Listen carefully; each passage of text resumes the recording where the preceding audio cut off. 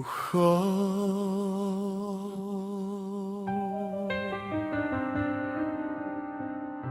Ако целуваш земя и жена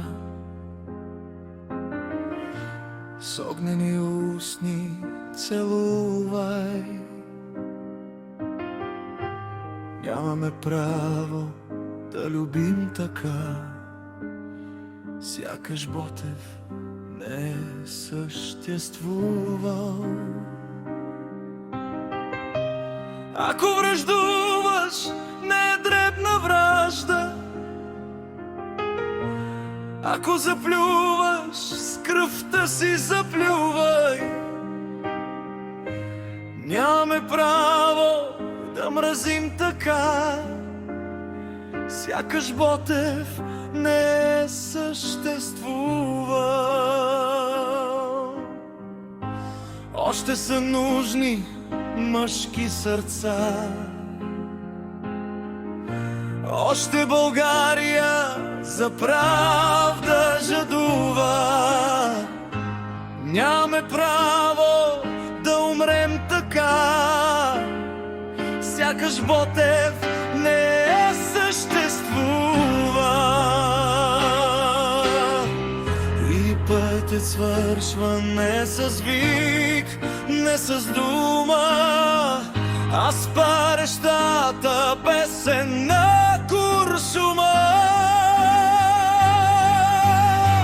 И тази песен, чувствам, продължава да ни окриля или натъжава. Макар и страшна и макар опасна, тя все пак е наистина прекрасна. От смърт родена, тя е вече жива и знам, абсурдно е, но е щастлива, защото няма никаква причина, освен една, с името Родина.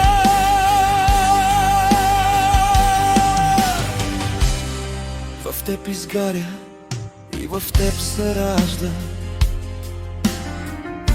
космична мъка и космична жажда. И ти прогледнал чак отвъд далече, мълчиш и пишеш сам, настане вечер. Кажи ми в тази борба, тъй страшно кратка, наистина ли и смъртта е сладка? Не, ти си мислил, ето писъмцето, което почва с мила ми Венета, което свършва не с вик, не с дума, а с парещата песен на Куршума.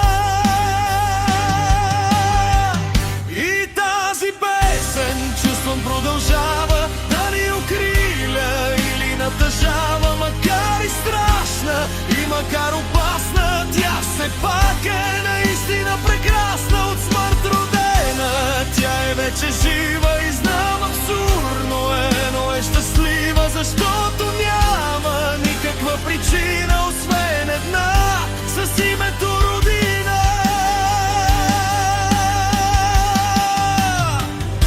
Навярно там на другата планета ти би възпяла своята Венета. Не би така отчаяно се люшкал между стиха и сабята хайдушка, защото няма никаква причина,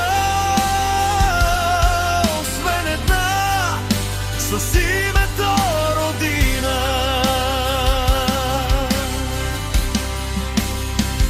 И тази песен, чувствам, продължава да ни укриля или натъжава. Макар и страшна и макар опасна, тя все пак е наистина прекрасна. От смърт родена, тя е вече жива и знам, абсурдно е, но е щастлива, защото няма никаква причина, освен една, с името Родина. Но наистина ли си на 28?